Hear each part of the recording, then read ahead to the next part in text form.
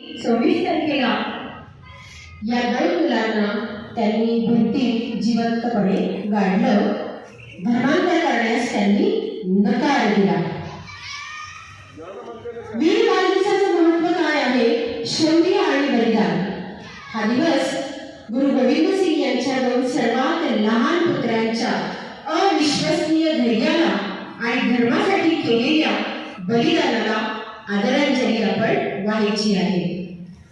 या साहिबजाद्यांनी मुघलांच्या अत्याचारासमोरही आपले धर्म सोडण्यास नकार दिला आणि हसत हसत हुतात्म्य पत्करलं, हुतात्मा झाले.